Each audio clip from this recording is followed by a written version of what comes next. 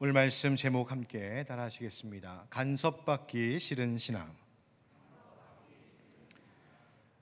스치듯 보았던 한 에세이집의 책 제목이 기억이 났습니다. 제목이 이랬습니다.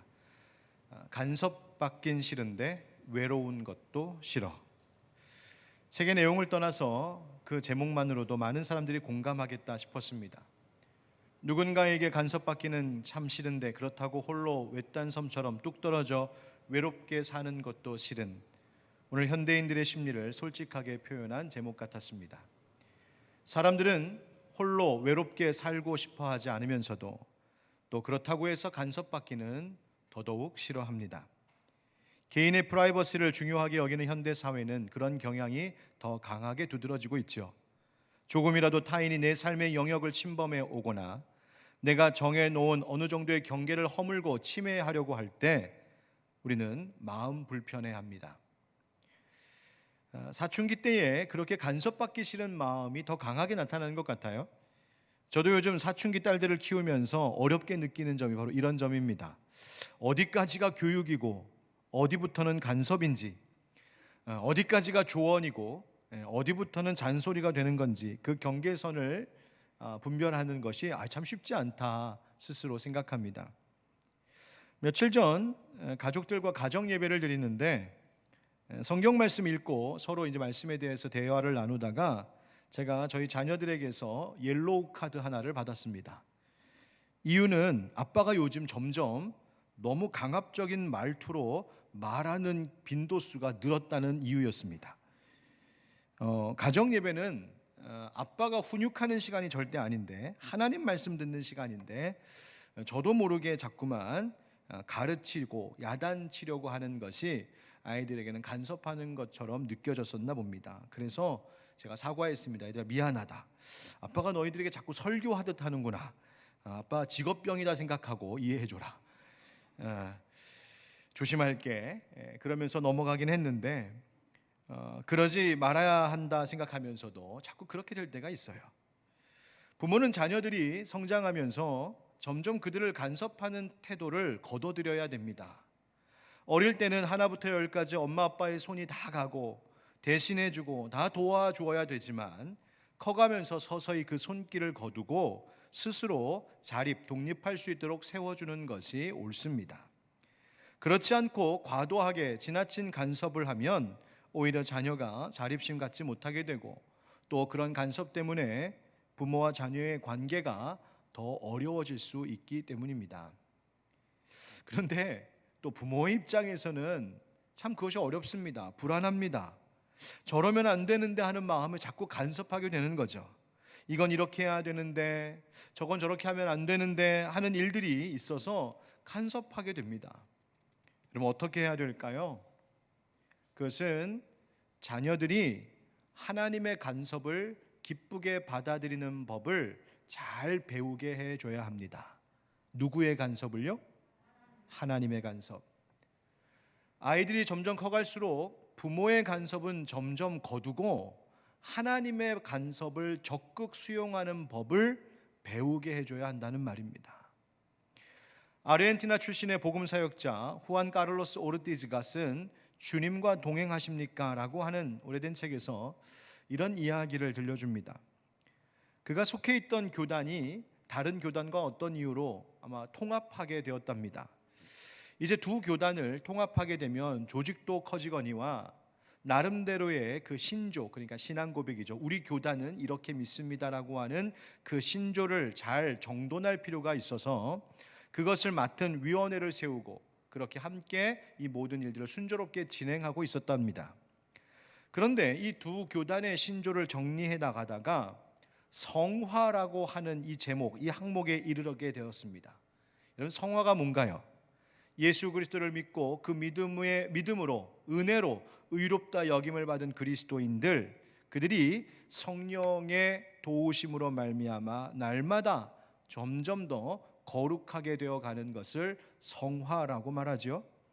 그런데 이 성화에 대한 개념을 정리하다가 문제가 생겼습니다. 한쪽 교단에서는 그냥 성화를 믿습니다 라고 그렇게 적으려고 하는데, 다른 한쪽 교단에서는 아니요, 이렇게 적어야 됩니다. 우리는 즉각적인 성화를 믿습니다라고 적어야 됩니다라는 거예요. 의견이 충돌한 겁니다. 아니 도대체 무슨 차이가 있는가? 의아해해서 이 목사님이 물었습니다. 알고 보니 서로 성화에 대한 교리적 개념 이해가 좀 달랐던 겁니다. 한쪽은 당신이 그리스도를 영접하는 순간 즉시로 성화된다는 것을 주장했고, 한쪽은 아니요, 우리는 점진적으로 성화되어 가는 것을 믿습니다 라고 주장한 겁니다. 서로 의견이 갈려서 이 목사님이 조정하기를 뭐라고 말했냐면, 그럼 둘 다 넣읍시다. 우리는 즉각적인 성화와 점진적인 성화를 믿습니다. 그랬더니 절대로 그건 안 됩니다. 서로 물러서지 않더라는 거예요. 그래서 결국 그 두 교단이 통합하는 것이 실패하고 다시 갈라섰답니다. 여러분, 사실 이 두 가지 개념은 다른 말 아닙니다.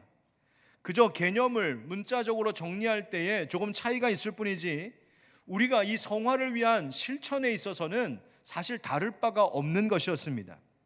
그런데 성화를 말하면서도 전혀 자기의 개념, 자신들이 가지고 있는 주장을 내려놓지 못하니 그 속에는 실제적인 성화가 없었고 실제로 연합도 불가능해진 겁니다. 정말 성화하기를 원하고 정말 연합하기를 원했다면 내 생각, 내 주장을 바꿀 줄 알고 내려놓을 줄 알고 조정할 줄 알아야 하는데, 그저 우기고 주장하면 거기에는 성화도 연합도 있을 수 없었던 것이죠. 그러면서 이 저자가 이런 이야기도 합니다. 부모가 자녀를 이끈다는 것, 부모가 자녀를 신앙으로 잘 이끌어간다는 것은 단지 그것을 어떤 말로, 어떤 개념 정리로 고백하는 것이 아니라 실제로 그렇게 살아가야 하는 것이라고, 살아감을 통하여서 자녀들을 이끌어가는 것이라고 말합니다. 그러면서 말하기를, 아이들이 싸우면 안 된다, 이 중요한 도덕 규칙을 왜 주일학교 가서 배워야 합니까? 집에서는 엄마 아빠가 툭하면 싸우기 때문이지 않습니까? 왜 아이들이 도둑질하면 안 된다라고 하는 이 중요한 가르침을 교회 학교, 주일학교 가서 배워야 합니까? 왜냐하면 집에서는 아빠가 회사에서 그냥 무심코 마음대로 들고 와서 쓰는 볼펜들이 쌓여 있기 때문이라는 겁니다. 생각해보니 정말 그런 것 같습니다. 우리는 내가 바른 가르침, 진리, 주님의 말씀으로 간섭받아 나를 수정하는 것을 굉장히 어려워합니다. 불편해합니다. 내가 틀렸다라고 지적받는 것, 당신이 바꿔야 합니다라고 하는 말을 듣는 것 싫어합니다. 대신 다른 사람들을, 여기서 다른 사람들 가운데는 자녀들도 포함하겠죠. 그 사람들을 가르치고 바꾸려고 간섭하는 것을 더 좋아하는 경향이 우리 가운데 있습니다. 마치 스스로 성화에 대한 개념은 늘어놓으면서 성화를 위해 나는 바뀌지 않으려고 하는 우리의 어리석은 모습과 같습니다. 여러분 어떠십니까? 누군가가 여러분을 간섭하려고 할 때 어떤 반응 보이시나요? 여러분 간섭하려고 하시는 분이 만약 성령 하나님이시라면 여러분은 어떻게 거기에 반응하시겠습니까? 우리는 예수 그리스도를 구주로 고백하고 믿는 사람들입니다. 나를 구원하신 분이십니다, 나의 주인이십니다 라고요. 그러면 예수 그리스도의 그 주되심과 그분의 권위를 우리는 어떤 방식으로 인정하고 또 고백하며 살고 있습니까? 내가 예수 그리스도를 따르는 그리스도인입니다, 기독교인입니다 라고 하는 것을 여러분 어떻게 보일 수 있다고 생각하시나요? 예, 저는 속한 교회가 있습니다, 다니는 교회 있어요, 우리 교회는 대한예수교 장로회 통합측에 소속한 교회입니다, 저는 주일마다 예배에 참여합니다, 요즘 교회는 못 가도 영상으로 예배 열심히 드리고 있습니다, 저는 성경을 배웁니다, 저는 성경을 요즘 읽기도 합니다, 저는 누가 신앙에 대하여서 기독교와 성경에 대하여서 물어보면 뭐라고 대답해야 되는지도 잘 알고 있습니다. 뭐든지 물어보세요. 여러분 이렇게 말할 수 있다고 해서 그것이 예수 그리스도를 주인으로 섬기는 그리스도인이라는 사실을 보여줄 수 있는 모든 이유 전부가 될 수 있을까요? 여러분 말씀드렸던 일들은 좋은 일입니다, 필요한 일들입니다. 그런데 사실 주님은 그런 것들보다 더 깊이 우리의 삶에서 우러나오는 한 가지 신앙 고백 듣기를 원하십니다. 어떤 것? 주님, 나는 주님께서 내 삶의 모든 것에 대하여 간섭해 주시기를 원합니다. 주님, 주님께서 나에게 간섭하려고 하실 때 저는 거절하지 않고 거부하지 않고 피하지 않고 주님의 간섭을 얼마든지 수용할 준비가 되어 있습니다 라고 하는 태도입니다. 여러분, 주님이신 우리 예수님께서는 우리가 생각하는 것보다 더 깊은 구석까지 간섭하시고 참여하시기를 원하십니다. 지난 주일 나눴던 말씀, 예수님께서 네 사람의 어부들을 불러 제자 삼으셨던 마가복음 1장 14절부터 20절까지의 말씀에 이어 오늘 21절의 본문은 예수님께서 제자들과 그 어부들과 가버나움에 가셨을 때의 이야기를 전해주고 있습니다. 가버나움은 예수님께서 제자들을 부르신 갈릴리 호수에서 아주 가까운 도시였습니다. 이곳은 동쪽과 서쪽을 이어주는 교통의 요충지이기도 했고, 그리고 발달한 어업으로 인하여서 꽤나 인구 밀도가 높았던 도시였습니다. 그리고 거기에는 세관과 같은 관공서도 있었고, 특별히 로마 군대의 사령부가 주둔하고 있어서 이 가버나움이라고 하는 도시는 경제적으로나 정치적으로나 참 중요한 역할을 했던 곳입니다. 그만큼 또 그곳에는 이 이방의 문화가, 특별히 죄악된 이 퇴폐한 문화가 만연한 도시였기도 했다라고 합니다. 그것이 바로 가버나움이었습니다.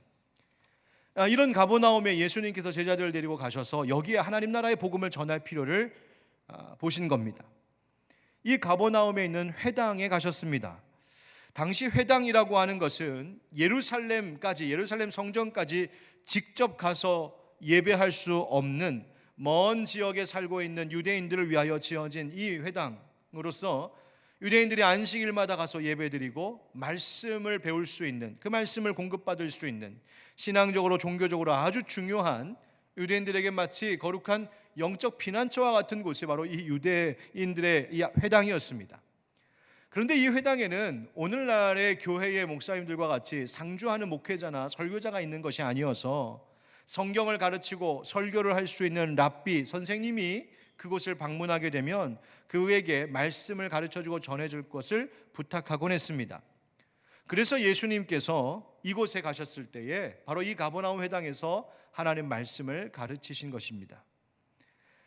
이토록 유대인들에게 이 회당이라고 하는 것은 거룩한 곳, 구별된 곳이었는데, 그 거룩한 회당에 오늘 성경에 보니까 더러운 귀신 들린 사람이 있었답니다. 23절 말씀에 마침 그들의 회당에 더러운 귀신 들린 사람이 있어 소리질러 이르되. 회당에 귀신 들린 사람이 있었다? 여러분, 굉장히 아이러니하지 않습니까? 하나님의 말씀이 선포되고 하나님의 질서를 배우고 거룩하신 하나님 앞에 경배하는 그 거룩한 곳에 하나님의 질서를 대적하는 힘이 존재하고 있었다는 이 사실이 뭔가 앞뒤가 맞지 않는 것 같습니다. 모순적입니다. 그런데 사실 따지고 보면 우리들에게도 이러한 아이러니는 있습니다. 하나님의 말씀대로 살아야 할 성도의 삶에, 하나님의 성전과 같은 우리의 몸과 우리의 행실에 하나님의 말씀에 반하는 행동들이 있기 때문입니다. 하나님의 영광과 그 사랑을 드러내야 할 교회가 오히려 하나님의 영광은 가리고 하나님 사랑이 아닌 미움과 다툼과 혐오의 태도로 이 사회에서 교회를 부끄럽게 하는 일들이 있습니다. 하나님의 질서로 세워져 가는, 하나님의 나라가 되어야 하는 그리스도인의 가정에 하나님의 질서는 없고 대신 무법천지와 같은 그런 가정의 모습이 되어갈 때가 있습니다. 이런 아이러니, 이런 모순의 현실이 바로 우리들의 모습입니다. 그래서 예수님은 그와 같은 것을 다시 질서 있게 바꾸시고 우리를 고치시길 원하신 것이죠. 이 거룩한 회당 안에 귀신 들린 사람을 고치길 원하셨던 예수님께서 지금 우리도 그렇게 고치시기를 원하십니다. 우리의 어두운 구석구석을 환히 밝혀주시듯 그렇게 찾아오셔서 고쳐주기를 원하신다는 겁니다. 여러분, 우리는 주님께 고침받아야 되는 사람들입니다. 여러분, 주께서 고쳐주시기를 바라는 여러분 자신의 모습이 있으십니까? 가정, 교회, 무엇보다도 여러분 나 자신에게서, 내 속에 주님 오셔서 정말 고쳐주셔야 됩니다라고 하는 곳이 있으신가요? 예수님께서 말씀을 전하시자 사람들이 깜짝 놀랐습니다. 그분의 말씀이 남달리 권위 있는 말씀, 권위 있는 가르침이었기 때문입니다. 그런데 그 말씀을 전하실 때에 마침 귀신 들린 사람이 소리를 질렀습니다. 뭐라고요? 우리 24절 말씀 같이 한번 읽어보실까요? 24절 시작. 나사렛 예수여, 우리가 당신과 무슨 상관이 있나이까? 우리를 멸하러 왔나이까?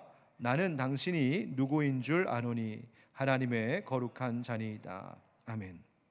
여러분, 나사렛 예수여, 우리가 당신과 무슨 상관이 있나이까? 라고 하는 이 말을 원어에서 직역하면 우리가 당신에게 뭡니까? 라는 뜻입니다. 이 말의 의미는 당신이 우리에게 뭘 원하십니까? 우리를 그냥 좀 홀로 내버려 두십시오. 그래서 표준세 번역과 공동 번역과 같은 다른 번역 성경에서는 이 구절을 뭐라고 번역했냐면 왜 우리를 간섭하려 하십니까? 이렇게 번역했습니다. 예수님, 왜 우리를 간섭하려 하십니까? 좀 내버려 두십시오. 간섭하지 마십시오. 이 구절에서 한 가지 먼저 생각해 볼 것은 귀신이 우리라고 한 표현입니다. 그러니까 나사렛 예수여, 내가 당신과 무슨 상관이 있나이까? 라고 말하지 않고 우리가 당신과 무슨 상관이 있나이까? 라고 물었어요. 여기서 우리는 누구일까요? 귀신이 자기가 들어가 있는 이 사람을 자기와 묶고 있는 겁니다. 이 악한 영이 한 사람을 완전히 묶어서 자기가 통제하고 자기가 소유하고 있는 것처럼, 그래서 우리와 상관하지 마십시오. 왜 우리를 간섭하려 하십니까? 자기 편으로 끌어들여 묶고 있는 겁니다. 하나님이 창조하신 아름답고 존귀한 한 사람, 하나님의 소유된 한 영혼, 하나님의 아름다운 작품과 같은 이 인생을 이 사탄의 악한 영이 묶어서 마치 이 사람의 인생이, 이 사람의 영혼이 자기 소유인 것처럼 말하고 있는 거죠. 우리가 당신과 무슨 상관이 있습니까? 여러분, 이 말은 불법적인 말입니다. 지금 이 사람을 사탄이 불법 점거하고 있는 거예요. 여러분, 우리가 알아야 할 것이 있습니다. 하나님께 다스림을 받고 하나님의 질서를 따라야 될 우리 삶의 모든 영역들이 그 하나님의 질서, 하나님의 가르침과 반대되는 어떤 것, 예를 들면 우리의 부정함, 거짓된 탐욕, 무질서, 음란함, 쾌락을 추구하는 것, 연합이 아닌 분열, 다툼, 사랑이 아닌 미움과 증오, 혐오, 여러분, 이런 것들에 우리의 삶의 어떤 영역들이 영향을 받고 있다면 그것은 사탄의 불법 점거와 같은 것들입니다.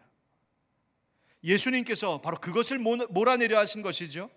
그 묶임을 끊어내고 우리라고 하면서 묶어놓고 있는 그 묶임을, 그 악한 묶임을 끊어버리고 이제 그를 자유케 하려고 오신 겁니다.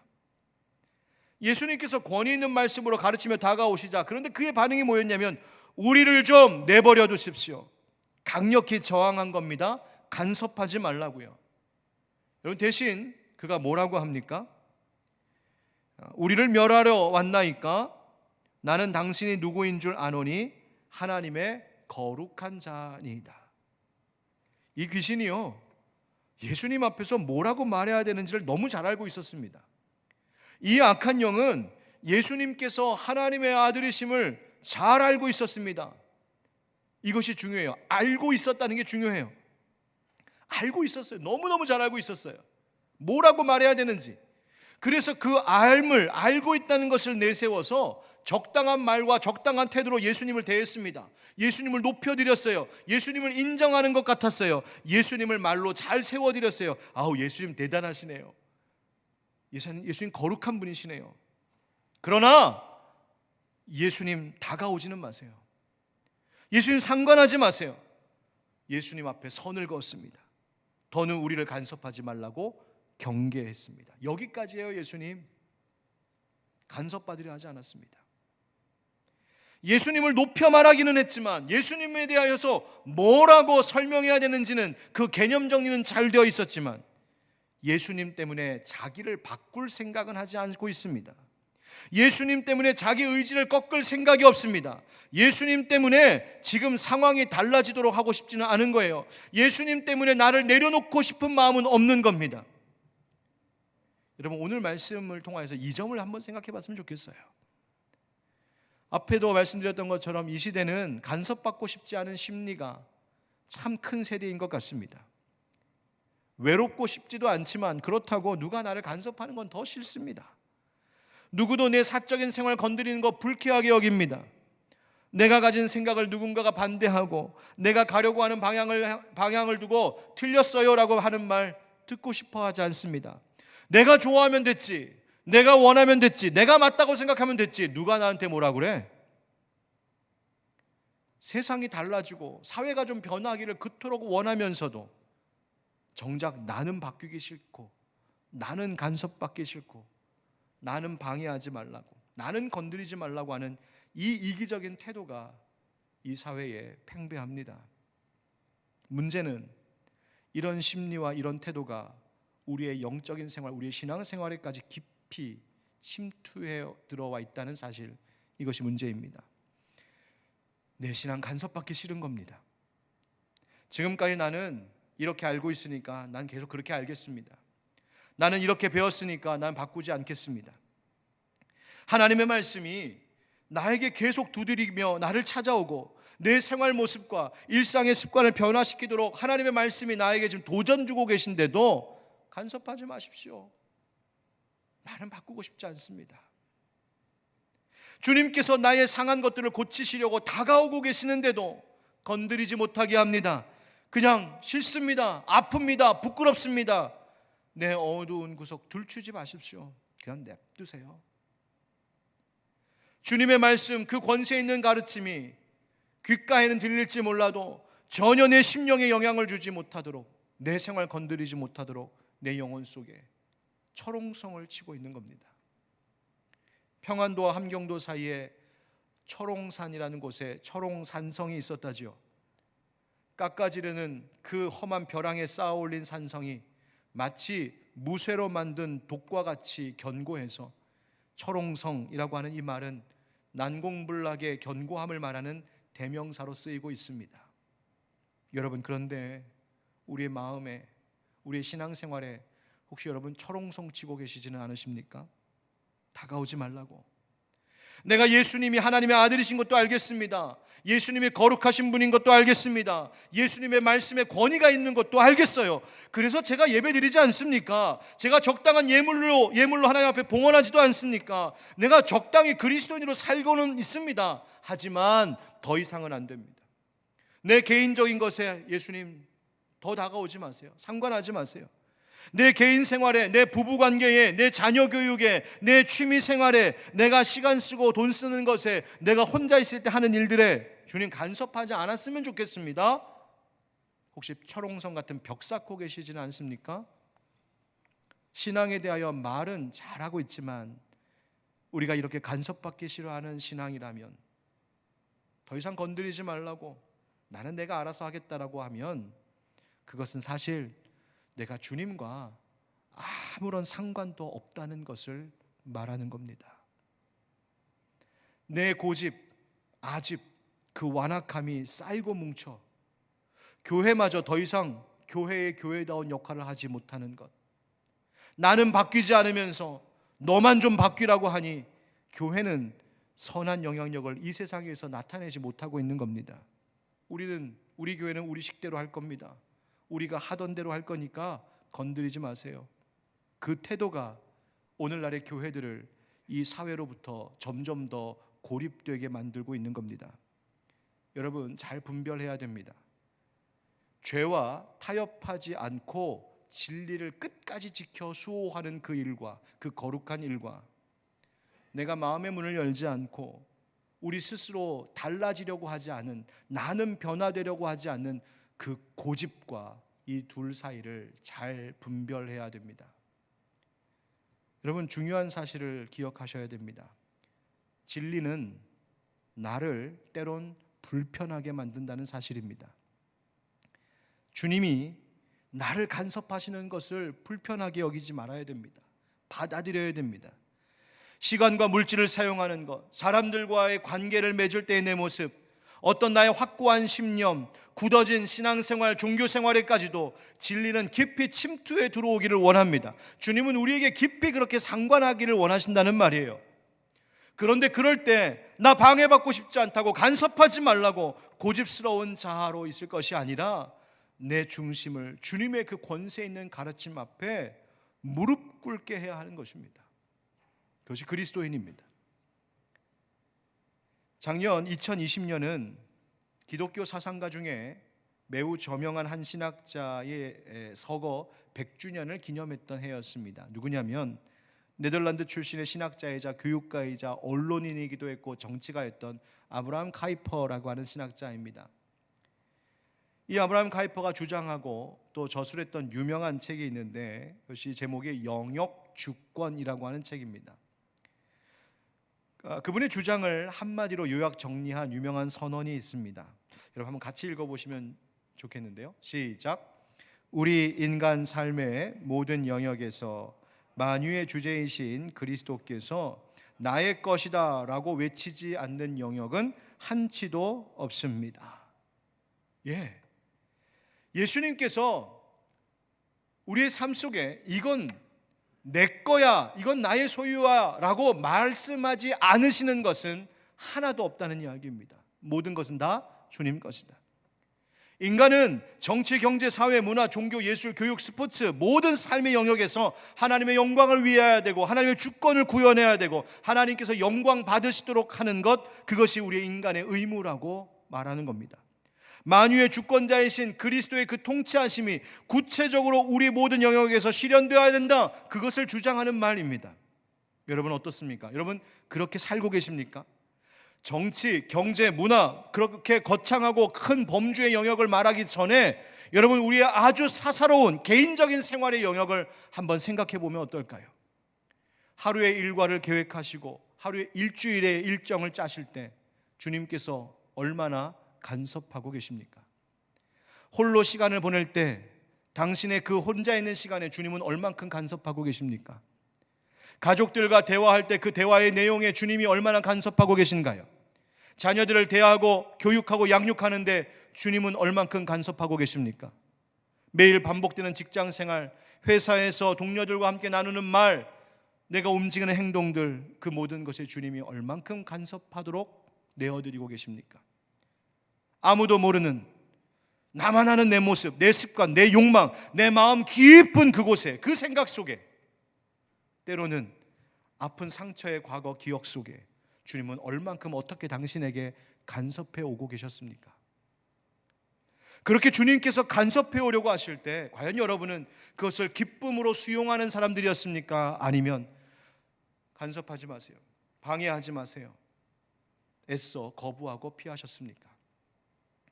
여러분, 예수님의 간섭은 우리를 치유하고 우리를 자유케 하는 힘이 있습니다. 오늘 말씀 가운데 25절, 26절 말씀 보십시오. 예수께서 꾸짖어 이르시되 잠잠하고 그 사람에게서 나오라 하시니 더러운 귀신이 그 사람에게 경련을 일으키고 큰 소리를 지르며 나오는지라. 아멘. 예수님이 그 묶여 있음을 끊어내시고 이 사람을 귀신으로부터 자유하게 하셨습니다. 저는 그래서 오늘 말씀을 이런 말로 정리해 보고 싶습니다. 주님의 방해는 나를 해방시키시는 은혜입니다. 한번 같이 읽어볼까요? 시작. 주님의 방해는 나를 해방시키시는 은혜입니다. 아멘. 여러분, 우리 주 예수 그리스도께는 나를 방해하시고 나에게 간섭하시고 내가 가는 발걸음을 멈추실 권리까지도 있습니다. 내 가정, 내 직장의 일, 교회에 가는 길, 목회, 세상의 모든 일들 속에 주님은 그것을 간섭하고 멈추고 그것을 바꾸실 수 있는 권한이 주님께 있습니다. 그것은 나를 회방하거나 나를 실패케 하는 일이 아니라 주님의 간섭, 주님의 방해는 오히려 굳어진 나 자신에 대하여서, 그리고 때로는 나를 묶고 있는 죄의 올무로부터 나를 끊어내시고 나를 해방케, 나를 자유하게 하시는 하나님의 은혜입니다. 이사야 64장 8절 말씀에 그러나 여호와여 이제 주는 우리 아버지시니이다. 우리는 지늘기요 주는 토기장이시니 우리는 다 주의 손으로 지으신 것이니이다. 아멘. 성경은 하나님을 토기장이로 비유해 말하고 있습니다. 토기장이신 하나님의 손에 빚어져 쓸모있는 유용한 그릇이 되거나 아니면 멋진 작품으로 탄생하기 위해서는 그 진흙덩어리는 그분의 손에 철저히 맡겨져야 합니다. 그분이 빚어 세우시든 그분이 다시 눌러 무너뜨리든 철저히 진흙은 토기장의 손에 맡겨져야 합니다. 예레미야 18장 6절 말씀에 여호와의 말씀이니라 이스라엘 족속아 이 토기장이가 하는 것 같이 내가 능히 너희에게 행하지 못하겠느냐. 이스라엘 족속아 진흙이 토기장이의 손에 있음 같이 너희가 내 손에 있느니라. 아멘. 여러분, 그렇습니다. 간섭받기 싫어하는 우리의 왜곡된 신앙관을 버려야 합니다. 나를 간섭하지 마세요. 우리 교회 간섭하지 마세요. 여러분, 왜곡된 신앙관, 교회관입니다. 여러분, 그거 버려야 살 수 있습니다. 그러지 않으면 거기에는 치유도 없고 회복도 없습니다.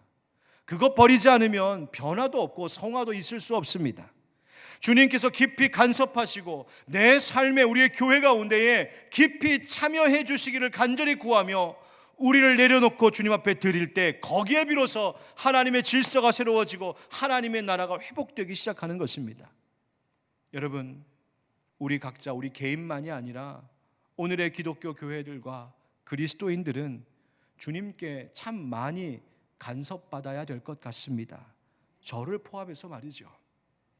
여러분, 그러나 그럴수록 우리가 살아난다는 사실을 아시고 주님 오시옵소서. 주님 나의 삶의 깊은 곳까지 주님 상관하여 주시옵소서. 그렇게 주님 앞에 온전히 내 삶의 모든 주권을 내어드릴 수 있는 우리 하늘빛 광성교회 모든 성도들과 교회 그리고 이 나라 교회들 될 수 있기를 우리 주 예수 그리스도의 이름으로 축원드립니다. 아멘. 우리 함께 기도합시다.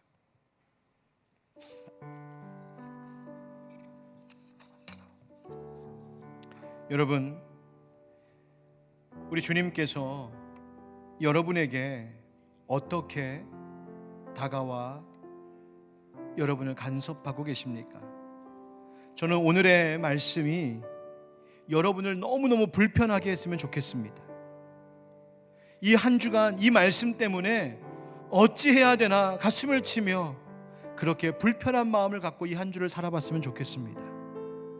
주님의 간섭하심은 우리를 치료하시고 우리를 자유케 하시는 은혜이기 때문입니다. 이 시간 함께 기도할 때 주님, 우리의 삶의 깊은 곳에 찾아와 주셔서 만져주시고 간섭해 주시고 상관해 주십시오. 내가 주님 앞에 나를 맡깁니다. 우리 이 시간 함께 말씀을 기억하며 각자 기도하겠습니다. 기도합시다. 내가 풍성하신 아버지 하나님, 주님께서 우리의 삶을 찾아오셔서 우리를 만드시고 우리를 고치시는 은혜, 우리를 회복시키시는 은혜로 우리가 살기를 원합니다. 하나님, 진리가 우리를 불편하게 합니다. 그것을 우리가 어려워하지 않게 하시고 주님께로 그렇게 살아가고 우리의 삶이 오히려 더 아름답게 변화되어져 갈 것을 믿고 기대하며 내어드릴 수 있는 우리들이 되게 하여 주시옵소서. 우리의 삶의 깊은 구석까지 하나님의 빛을 비춰주시고 간섭하여 주시고 만져주옵소서. 우리 사랑하는 성도들의 가정과 일도와 모든 신앙생활 곳곳마다 주님 찾아가 주셔서 불법적으로 점거하고 있는 모든 악한 묶임들을 끊어주시옵시고 오직 주님이 우리를 다스리시는 그 은혜가 있게 하여 주시옵소서.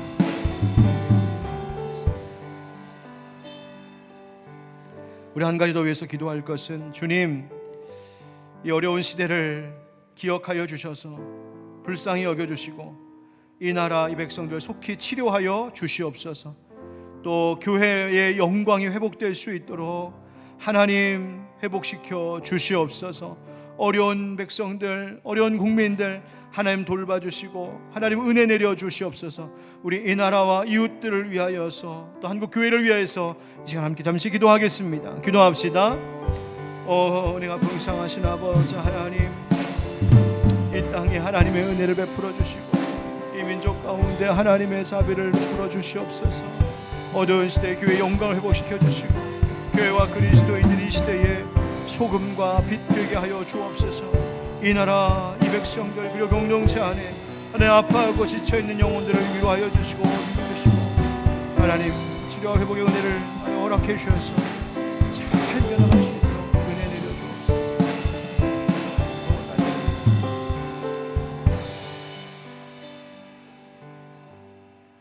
우리의 모든 영역의 참 주인 되신 하나님, 우리가 하나님을 삶의 주인으로 고백하면서도 정작 내 삶의 깊은 곳까지 간섭하시는 것은 싫어하고 거부했던 이 어리석음을 용서하여 주옵소서.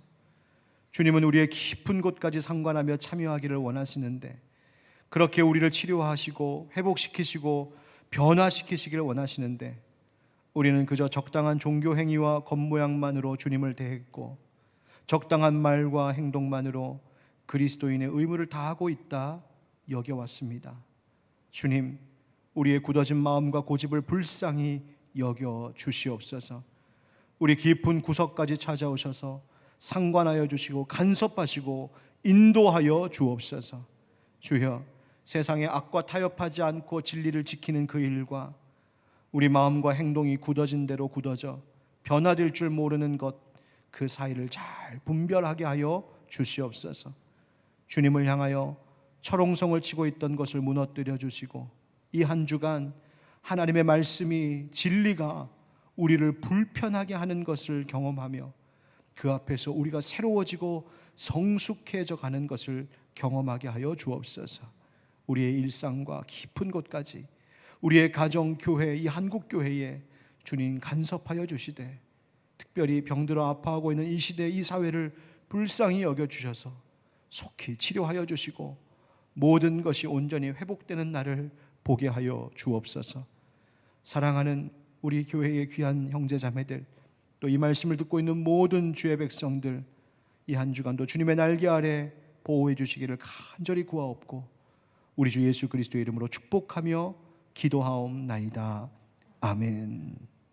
우리 같이 일어나셔서 하나님의 말, 우리 주제 찬양 함께 부르겠습니다.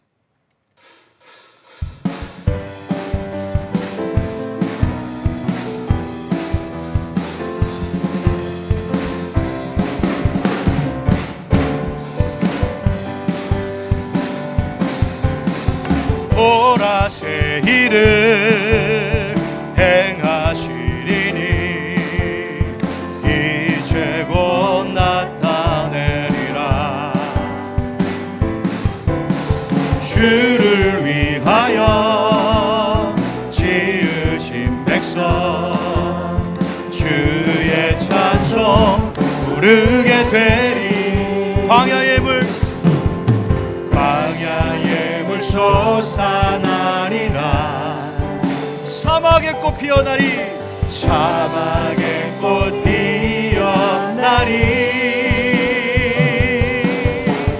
이전 일들을 너희는 기억지 말며 옛적 일들을 생각지도 말라. 보라새 일을 행하시리니 이제 곧 나타내리라. 주를 위하여 지으신 백성 주의 찬송 부르게, 주의 찬송 부르게 되리. 주의 찬송 부르게 되리. 할렐루야. 여러분, 하나님의 새 일을 행하심을 보기 위해서는 우리의 광야와 사막과 같은 우리의 삶을 주님 앞에 맡김이 필요합니다. 이 한 주간도 주님께서 간섭하시고 상관하실 때에 놀랍도록 새롭게 하시는 은혜 누리는 이 한 주 되기를 축복합니다. 지금은 우리 주 예수 그리스도의 은혜와 하나님 아버지의 그 크고 놀라우신 사랑과 성령의 교통하심과 또 역사하심이 주님, 우리의 모든 삶의 구석구석까지, 가정과 일터와 교회와 이 사회, 이 나라 모든 것 가운데 주님 간섭하시고 주님 새롭게 하시기를 원합니다. 간절히 구하고 내어드리는 모든 주의 백성들 한 사람 한 사람 위에, 그 가정과 일터와 이 교회와 이 나라 이 민족 위에 영원까지 함께 하시기를 간절히 축원하옵나이다. 아멘.